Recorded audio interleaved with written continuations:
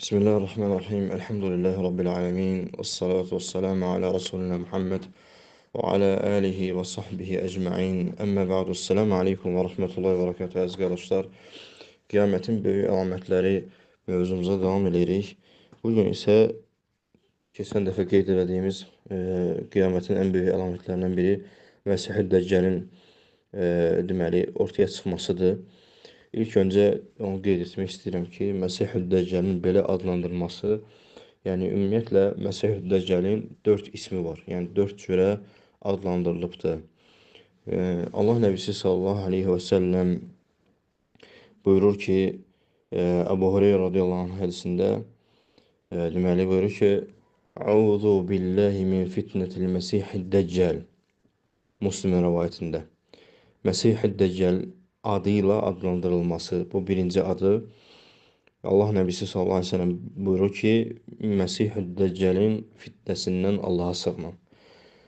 İkinci adlandırılması Məsih-i Dalalə, zəlalət, Məsih-i zəlalət, zəlalət Məsihi kimi adlandırılıb. Allah Nəbisi sallallahu aleyhi ve sellem İbn Hibbənin hədisində buyurur ki, Məsih-i dalaləti yəxrucu min qibəlil məşriq. Yəni, məşriq tərəfdən çıxacaq Məsih-i dalalə, zəlalət Məsihi şərq tərəfindən çıxacaq. Üçüncü adı Əl-Ə'varud Dəccəl. Əl-Ə'varud Dəccəl adlanır. Yəni, ə'var nə deməkdir? Tək gözlü deməkdir. Yəni, tək gözlü Dəccal. Allah Nəbisi sallallahu aleyhi və səlləm deyir ki, yenə də İbn Hibbanın hədisində gəlir bu üçüncü ad. İnnəl ə'varad Dəccal Məsihud dalalə yəxrucu min qibəlil məşriq fi zəməni ixtilafin minən nəsi və furqatin. İnsanların firqələndiyi və ixtilafa düşdüyü vaxtı şərq tərəfdən Məsihud dalalə və tək gözlü Dəccal çıxacaq. Yəni, iki ad bir yerdə gəlib, bir hədisdə. Deməli, birinci adı oldu Məsih-i Dəccəl, ikinci adı oldu Məsih-i Dalalə, üçüncü adı oldu Ə'varud Dəccəl, yəni tək gözlü, dördüncü adı isə Ə'varul Kəzzəb, Ə'varul Kəzzəb, tək gözlü yalancı. Allah Nəbisi sallallahu aleyhi və səlləm buyurur ki, Qalə Nəbiyyü sallallahu aleyhi və səlləm, yəni bu deməli Buxarinin hədisidir, buyurur ki, Mə bu'aytə nəbiyyun illə əndərə ümmətəhul ə'varal kəzzəb. Yəni elə bir Rasul, Nəbi göndərilməyib ki, o ümmətini yalancı tək gözlüdən insanları yəni çəkindirməsin, onun barədə məlumat verməsin, onun barədə deməsin, xəbər verməsin. Barakallahu fikum. Yəni bu adla, 4 adla hədislərdə varid olub və bəzi adlar var ki, hansı ki Məsih barədə, yəni Məsih Dəccəl barədə olan bəzi adlar var ki, bu səhih adlar deyil. Məsələn, deməli İbn Abdülbər rahimehullah bunu qeyd eləyir təmhiddə ki, bəzi insanlar bunu, bəzi hədisçilər bunu deməli Misih-i Dəccəl adlandırırlar. Yəni o kəsralı olması bu səhih deyil. Doğrusunu Allah bilir. Və qardaşlar, Məsih-i Dəccəldə deməli iki mürəkkəb sözün birləşməsidir. Məsih və Dəccəl. Məsih adlandırılmasının səbəbi, yəni ümumiyyətlə bilirsiniz ki, Məsih iki şəxs bundan mərufdur. Birincisi İsa aleyhissalam, Məsih. Məsih İsa ibn Məryəm. Yəni Məryəm oğlu İsa Məsih adından adlandırılıb.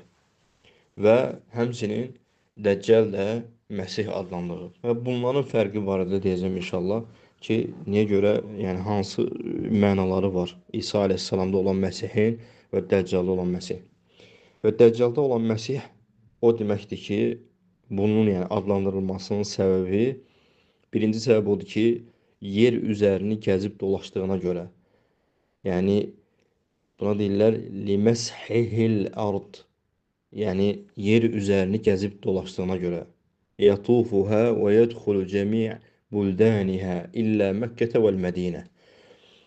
yer üzərini tavaf eləyib, tavaf yəni bir mənada gəzib dolaşıb və bütün bəldələrə, bütün şəhərlərə girib, ölkələrə girib, Məkkə və Mədinədən başqa. Bu səbəbə görə Məsih deyirlər. Və ikinci səbəb isə onun bir gözünün silindiyinə görə. Bir gözünün sildiyinə görə, necə ki İbn Abdülbər rahimehullah öz Təmhid əsərində və həmçinin Qurtubi özünün təfsirində bu məsələni qeyd edir ki, Məsihin, yəni Məsih Dəccalin bu cür adlanmasının səbəbindən biri də onun bir gözünün silinməsidir. Və lakin bunun müqabilində e, yəni deməli İsa əleyhissalam bu cür adlanmasının səbəbi isə tamamilə fərqli səbəbdir. Hansı ki İsa əleyhissalam bu cür adlanıb ona görə ki, yəni Cəbrail əleyhissalam bir mənada alimlər deyir ki, Cəbrail əleyhissalam öz qanadını yəni İsa əleyhissalamın üzərinə çəkdiyi üçün məsəhə, yəni çəkmək həmçinin mənasındadır. Sürtmək, çəkmək və s. Deməli ki, yəni şeytan İsa əleyhissalam toxuna bilməsin deyə. Və həmçinin bu cür adlanmasının səbəblərindən biri də İsa əleyhissalamın deməli insanların İsa əleyhissalamın üzərinə əllərini sürtməsi və bu səbəblə təbarrük etməsi bu səbəblə də ola bilər və doğrusunu Allah bilir. Yəni səbəblər budur. Lakin fərqləndirmək üçün deməli vəsf olunub Dəccal adı ilə Məsihud Dəccal. Yəni bu nəyə görədir? İsa əleyhissalamdan fərqləndirmək üçün. Barakallahu fikum.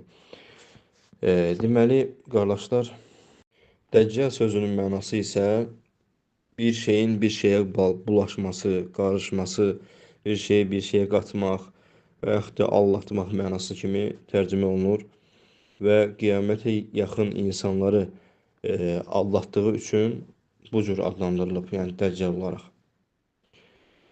Və deməli, məsələn, Dəccalin sifətlərindən, məsəl üçün, insan olması, yəni bəşər olması, bəzi insanlar onu təsvir edəndə, yəni fövqəl-bəşər, yəni başqa bir şey insandan fərqli bir varlıq olması kimi qeyd edirlər. Lakin bu xatadır.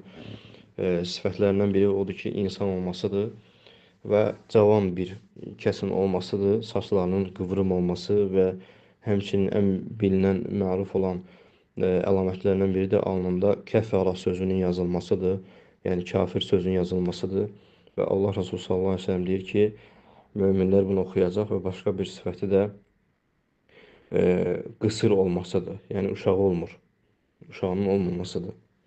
Və Allah Resulü sallallahu aleyhi ve sellem və bundan qabaqki ondan qabaqki Rasullar da həmçinin öz ümmətini Dəccalin fitnəsindən çəkindirib və alimlər İmam Zəhəbi və digər müasirlərdən, məsələn, Şeyx Albani rəhməhullah da Dəccal barədə olan hədislərin mütəvatir səviyyəsində olduğunu deyiblər. Və doğrusunu Allah bilir, bu qədər kifayət edər. Subhanəkallahumma və bihamdik, əşhədu an la ilahə illə ənt, əstəğfiruka və etûbu ileyh.